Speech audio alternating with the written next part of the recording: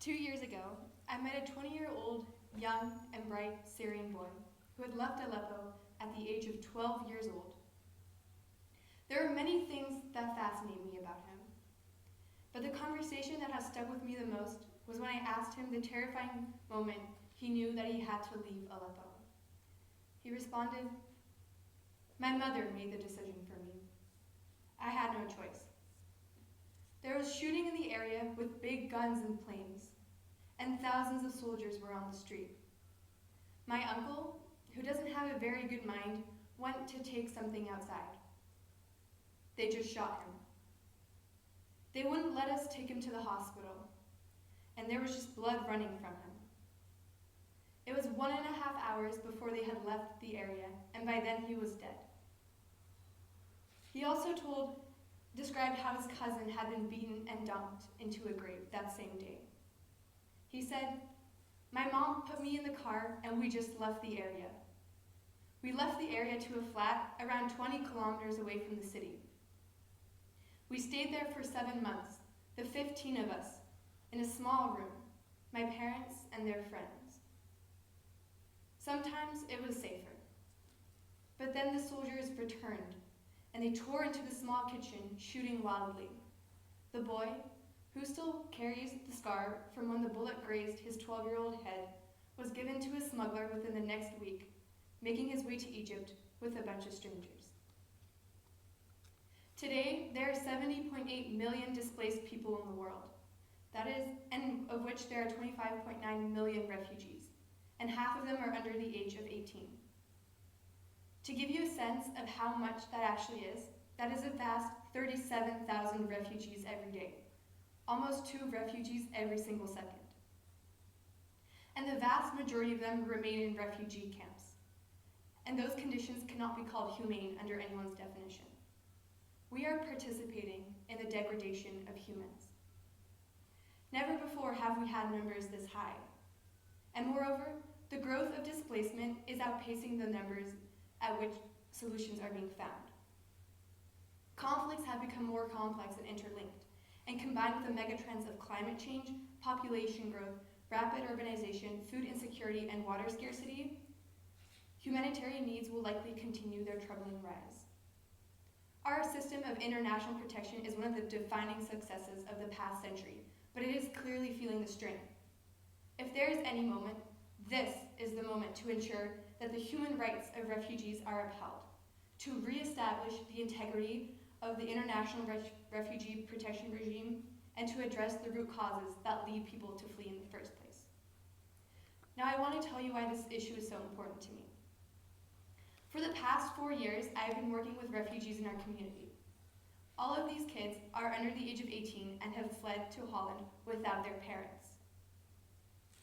They all live together in a small apartment right where the Albert Heijn is in Bossenaar, which is provided to them by the government, and they have a legal guardian who they have been appointed to.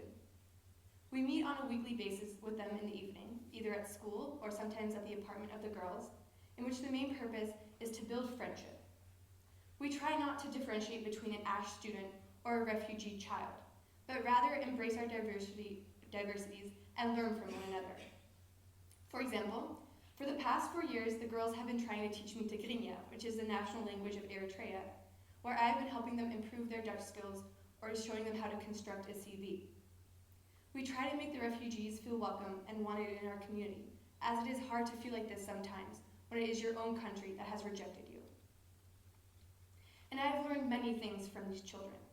They have taught me diligence, perseverance in the hardest of circumstances, but most of all, they've taught me the true definition of optimism and courage. To me, courage meant having no fears. Courage was that big, strong guy that would jump through fire hoops and fight the alligators to save the princess that we all had in our cartoon books when we were small children. But that is not courage. Courage to me is giving up your child at a very young age, some even as young as 9, because you know that if they stay, that they will die. Courage is making that difficult choice of separation out of love and hope for a better and safer life. That to me is courage.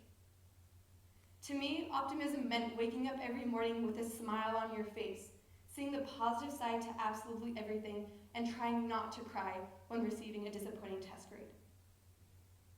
But that is not what optimism is. These children are now grown and haven't seen their families in a very long time. Many don't even know if they are alive. Some of the stories that they tell me make me think that they would be broken souls who are so mad at the world. I mean, wouldn't you be if your childhood was simply stolen from you like that? But they understand the reality, maybe better than anyone, that the world doesn't stop turning for anyone, and that we have to keep going, doing our best to do everything that we can to make the best out of a very bad situation, to hopefully achieve happiness in the long run. That, to me, is optimism. Because at the first sign of armed conflict or persecution, the natural human response is to try and take your children out of harm's way. Threatened by bombs, mass rape, or murder squads, people gather the very little that they have and go and seek safety. Refugees are people who have chosen to leave a conflict. They pull themselves and their families through war and often help rebuild their communities. These are qualities to be admired. Then why has the word refugee acquired such a negative connotation in our times? Why are politicians being elected on the promise to shut down the borders and to turn our backs on refugees? Today, the distinction between the migrants and refugees has been blurred and politicized. Refugees have been forced to flee their country because of persecution or violence. Migrants have chosen to move, mainly to improve their lives. Some leaders deliberately use the term refugee and migrant interchangeably, using hostile rhetoric that whips up fear against all outsiders. Now, don't get me wrong. Everyone deserves dignity and fair treatment, but we need to be very clear about this distinction. Because under international law, it is not an option to assist a refugee. It is our obligation. At the very first session of the UN General Assembly in 1946, President Harry Truman laid upon member states the prime responsibility for creating peace and security. He said that the UN, quote, cannot fulfill adequately its own responsibilities until peace settlements have been made and unless these settlements form a solid foundation upon which we can build permanent peace. But the sad truth is that member states apply the tools and standards of the UN selectively.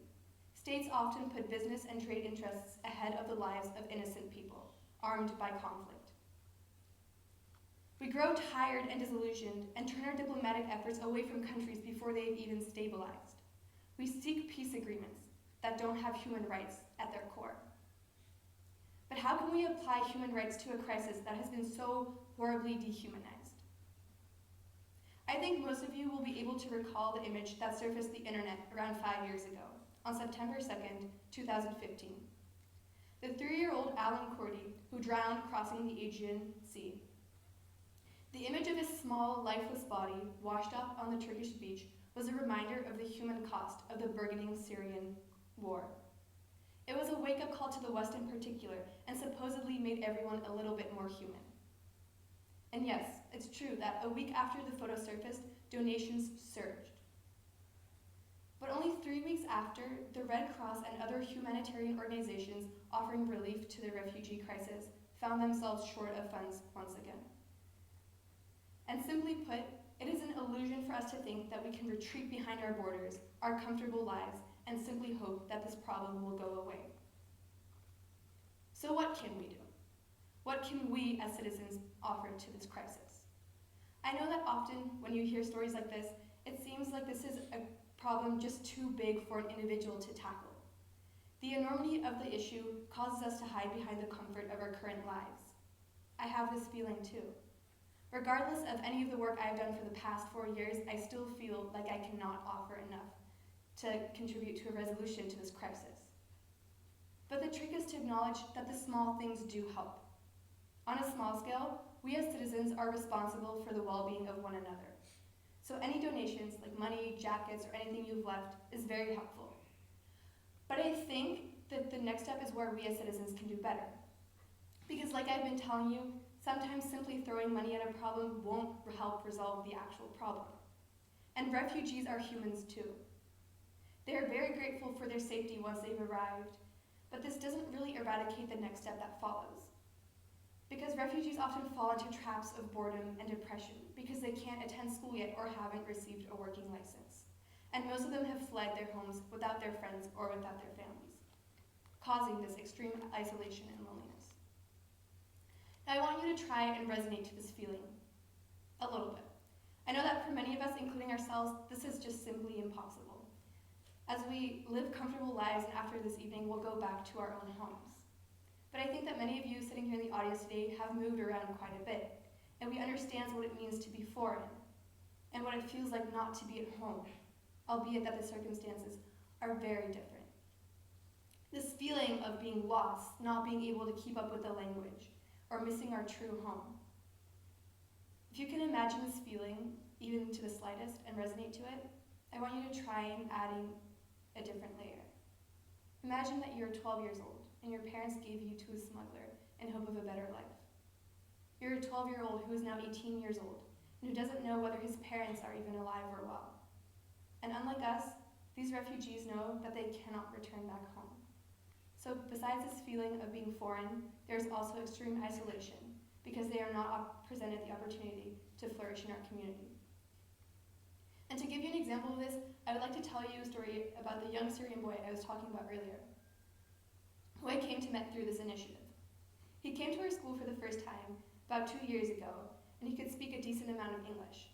After talking to him, he told me that he was in his first year of studying engineering in Syria when he had to leave due to the war. He told me that during his difficult trip to Europe, he had only one dream in the back of his mind: to complete his education. And so when he got here, a lot of people told him about TEDxYouth, and he desperately wanted to go. But when he got here, he wasn't presented with the opportunity to follow his dream due to the language barrier. It took him 2 years to be able to even enroll in the lowest level of Dutch high school education, the level that doesn't allow you to go to university. After endless amounts of Dutch tutoring sessions, he will finally graduate high school and make his way to TEDxYouth. And this is how you can help.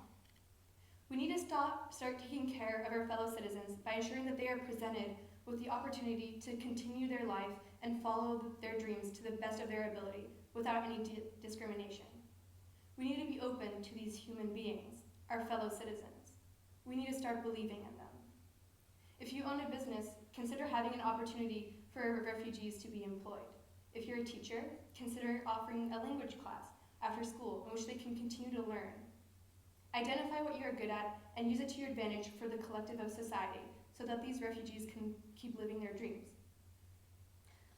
I had a dream too. I wanted to run the half marathon, and I know what it feels like to have your dreams crushed sometimes by things that are out of your control. However, for me, my dream was crushed by an illness that was out of my control. And this March, I will finally be completing my first half marathon after my recovery, and I will also, because I enjoy running, I enter these type of races all the time. So I'll be raising funds for the sports program of the refugees that will allow them to continue to practice soccer or learning how to swim. It is a small effort on my part, but it makes a really, really big difference for them. We need to help these refugees build up their new lives so that they can contribute equally to our society. We need to stop feeling bad for them and start believing in them. This is the only approach that will give some humanity to a cruel crisis, and it is the only approach that will make a difference. During the intermission, we will have a booth outside dedicated to the organization that helps the refugees that I work with, Youth for Meth. As I mentioned, I will be raising funds for the sports program of theirs, so any donations will be going towards that. If you would like to donate, that would be greatly appreciated. And if you would like any additional information of how you can help or would like to ask any questions, please don't hesitate coming up for you. Thank you for listening to my TED Talk.